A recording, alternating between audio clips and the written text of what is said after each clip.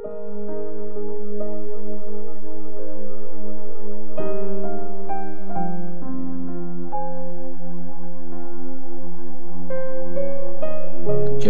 chapter 1. Nakasulat sa librong ito ang mga sinabi ni Jeremiah na anak ni Hilkiah na isang priest mula sa bayan ng Anathoth sa lupain ng Benjamin. Kinausap ni Lord si Jeremiah nung ika-13 taong paghahari sa Juda ni Josiah na anak ni Amon. Muling kinausap ni Lord si Jeremiah nung naging hari na ng Juda si Jehoiakim na anak ni Josiah. Ilang beses pang kinausap ni Lord si Jeremiah hanggang sa ika-11 taong paghahari ni Zedekiah na anak din ni Josiah. At nung ika-5 buwan din ng taong yun, sinakop ang Jerusalem at dinalang bihag sa ibang bansa ang mga mamamayan nito. Ang pagkatawag kay Jeremiah. Sinabi sa akin ni Lord, kilala na kita nung pinaglilihi ka pa lang ng nanay mo. Pinili na kita bago ka pa ipanganak. Inappoint na kita para maging prophet sa mga bansa. Sumagot ako, Lord God, di po ako magaling magsalita. Napakabata ko pa. Pero sinabi niya sa akin, huwag mong sabihing napakabata mo pa. Puntahan mo ang mga taong pinapupuntahan ko sa iyo at iproclaim mo sa kanila ang lahat ng sasabihin ko. Huwag kang matakot sa kanila dahil kasama mo ako para protektahan ka. Akong si Lord ang nagsasabi nito. Tapos, inunat ni Lord ang kamay niya, hinawakan ang bibig ko at sinabi, ngayon, binibigay ko na sa iyo ang mga salitang dapat mong sabihin. Binibigay ko na rin sa iyo ngayon ang authority sa mga bansa at mga kaharian para bunutin sila at ibagsak, wasakin at itapon, itayo at itanim. 2 visions. Tinanong ako ni Lord, Jeremiah, anong nakikita mo? Sumagot ako, isa pong sanga ng almond tree. Sinabi ni Lord, tama ka, at nagbabantay ako para masigurong magkakatotoo ang mga sinabi ko. Kinausap uli ako ni Lord, ano pang nakikita mo? Sumagot ako, isa pong kalderong nasa north na may kumukulong laman at nakatigilid paharap sa south. Tapos, sinabi niya sa akin, may ma-experience na pagkawasak mula sa north ang lahat ng mga naninirahan sa lupaing ito. Tatawagin ko ang lahat ng bansa sa north. Darating silang lahat at maglalagay ang mga hari nila ng kanilang trono sa harap ng mga gates ng Jerusalem, sa paligid ng mga pader nito at sa ibang cities ng Judah. Paparusahan ko ang bayan ko dahil nagkasala sila. Tinalikuran nila ako. Nag-offer sila sa ibang mga Diyos na ginawa ng mga kamay nila at winorship ang mga ito. Kaya Jeremiah, mag-ready ka at magpakatatag. Sabihin mo sa kanila ang lahat ng iuutos ko. Huwag kang matatakot sa kanila. Kung hindi, gagawin pa kitang mas takot pagkaharap mo sila. Makinig kang mabuti, Jeremiah. Mula ngayon, sa harap ng buong lupain ng mga hari ng Juda at ng mga leaders, ng mga priest nito at ng mga mamamayan ng lupain, gagawin kitang gaya ng isang matatag na city, isang haliging bakal at pader na bronze. Lalabanan ka nila, pero never silang mananalo sa iyo dahil kasama mo ako at poprotektahan kita. Akong si Lord ang nagsasabi nito. Jeremiah chapter 2. Ang pag-iingat ng Diyos sa Israel. Sinabi sa akin ni Lord na pumunta ako sa Jerusalem at at sabihin ito sa lahat ng taga roon.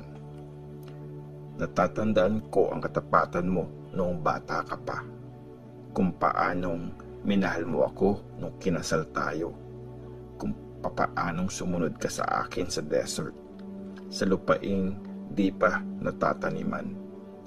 Israel, para sa akin ka lang, gaya ng mga unang bunga ng aking ani. Papadalhan ng paghihirap at disaster ang kahit sinong malakit sa iyo. Akong si Lord ang nagsasabi nito. Ang kasalanan ng mga ancestors ni Israel. Makinig kayo sa message ni Lord, mga descendants ni Jacob, mga tribes ng Israel. Ito ang sinasabi ni Lord. Ano bang nagawa kong mali para talikuran ako ng mga ancestors nyo? Nag-worship sila sa mga bagay na walang halaga, kaya nawalan din sila ng halaga.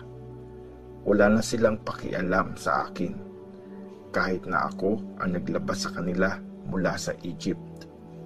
Ginabayan ko sila mula sa kawalan, sa mga desert at sa mga hukay, sa lupaing tuyot at panganib, kung saan walang nanirahan o nakadaan.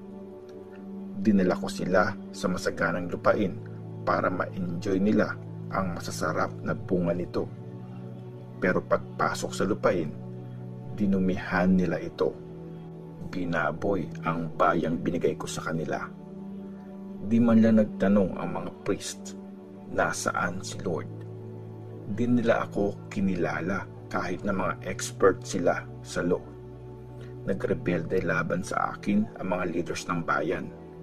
Nag-preach sa pangalan ni Baal ang mga prophets at nag-worship sila sa mga walang halaga na Diyos-Diyosan. Sinumbatan ni Lord ang bayan niya. Kaya bayan ko, susumbatan ko kayo ulit at uusigin hanggang sa mga descendants nyo. Tumawid kayo sa west papuntang Cyprus at magpadala ng tao sa Kedar para siyasatin ang mabuti ang lugar. Makikita nyong wala pa nangyaring ganito kahit kailan. May bansa na ba nagpalit ng mga Diyos niya? Kahit na di naman talaga ito totoong Diyos. Pero pinagpalit nila ako, ang Diyos na nagdala sa kanila ng kaluwalhatian, sa mga walang halaga na Diyos-Diyosan. Manginig kayo sa takot o kalangitan. Dapat kayong masyak at lubos na matakot. Dalawang kasalanan ng bayan ko.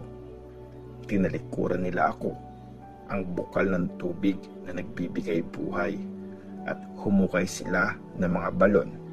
Pero mga balong may bitak, kaya di nakakaipon ng tubig. Ang resulta ng pagtataksil ng Israel. Pinanganak bang alipin ang Israel? Bakit para siyang isang hayop na hinuhuli? Umatungal sa kanya ng malakas ang mga layon. Winasak nila ang lupain niya at kiniba ang city niya, kaya wala nang naninirahan doon. Kinalbo ng mga taga Memphis at taga Tapanes ang ulo nila. Ikaw lang ang dapat sisihin sa nangyari sa iyo, Israel. Tinalikuran mo akong si Lord na Diyos mo, habang ginagabayan kita sa paglalakbay. Anong mapapala mo sa pagpunta sa Egypt? Para ba makainom sa Nile River? Anong ini-expect mong makuha sa pagpunta sa Assyria? Para makainom sa Euphrates River? Paparusahan ka ng sarili mong kasamaan. Hahatulan ka dahil sa kataksilan mo. Malalaman at makikita mo kung gaano kapait at kasama ang tumalikod sa akin na Diyos mo. Wala kang takot sa akin. Akong si Lord na makapangyarihan ang nagsasabi nito. Ayaw mag-worship ng Israel kay Lord. Matagal ko nang binasag ang pamatok mo at tinanggal ang mga gapos mo. Pero sinabi mong di ako magsaserve. sa ibabaw ng bawat matataas na hill at sa ilalim ng bawat malagong puno. Nag-worship ka gaya ng isang babaeng prostitute. Tinanim kita noon na puno ng piniling ubas. Pinili kita mula sa pinakamagandang buto. Pero anong nangyari sa iyo ngayon? Isa kang ligaw na ubas. Napubulok ang bunga at walang silbi. Linisin mo man ang sarili mo gamit ang sabon na matapang, di mawawala sa paningin ko ang mantsa ng kasalanan mo. Paano mo nasasabing di ka nadumihan at never kang nag-worship sa Diyos-Diyosang si Baal? Isipin mo ang kasalanang ginawa mo sa valley. Para kang batang camel na di mapigilan, nagwawala at tumatakbo kung saan-saan. Para kang babaeng donkey na matindi ang pagnanasa. Walang makakakontrol pag nag-init ito. Di na mahihirapang maghanap sa kanya ang lalaking donkey. Laging andyan sa panahon ng pagpaparami. Israel, huwag mong hayaang mapudpud ang sandals mo o matuyo ang lalamunan mo. Pero ang sabi mo, hindi na kita babalikan. Mahal ko ang mga Diyos ng ibang bansa at magsaserve ako sa kanila. Deserve ng Israel ang parusa. Gaya ng magnanakaw na napapahiya pag nahuli, mapapahiya rin kayong lahat ng mga Israelites, kasama ang mga hari, mga leaders, mga priests at mga prophets nyo. Mapapahiya kayong lahat na nagsasabing tatay nyo ang punong ito at nanay nyo ang batong ito. Tinalikuran nyo ako instead na lumapit sa akin. Pero sa panahon ng paghihirap, sinasabi nyo, bilisan mo at iligtas mo kami. Nasaan ang mga ginawa nyong Diyos-Diyosan para sa sarili nyo? Tingnan natin kung maililigtas nila kayo sa oras ng panganib. Judah, kasing dami ng mga cities mo ang mga Diyos mo. Bakit kayo nagrereklamo sa akin? Nagrebelde kayong lahat laban sa akin. Pinarusahan ko kayo pero walang nangyari. Ayaw nyo magbago. Katulad ng mabangis na layon, pinagpapatay nyo ang mga prophets nyo. Mga Israelites, pakinggan nyo ang sasabihin ko.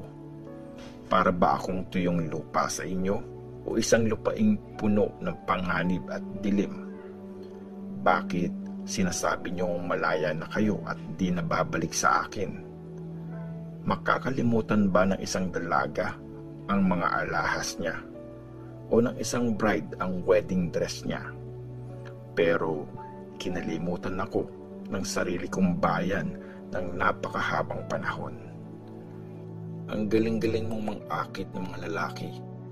Dinaig mo pa ang mga masasamang babae na puno ng dugo ng mga mahihirap at walang kasalanang tao ang suot mong damit, kahit di mo naman sila nahuling nagnakaw sa bahay mo. Pero sa kabila ng lahat ng ito, sinasabi mong wala akong kasalanan at sigurado akong di nagalit sa akin si Lord. Pero akong si Lord ang magpaparusa sa iyo dahil sinasabi mong di ka nagkasala. Ang bilis mo magpalit ng Diyos. Ipapahiya ka lang ng Egypt gaya ng ginawa sa iyo ng Assyria. Iiwan mo ang Egypt na tinatakpan mo ang iyong mukha sa kahihiyan dahil nireject ko ang mga pinagkakatiwalaan mo. Wala kang makukuhang kahit ano sa kanila.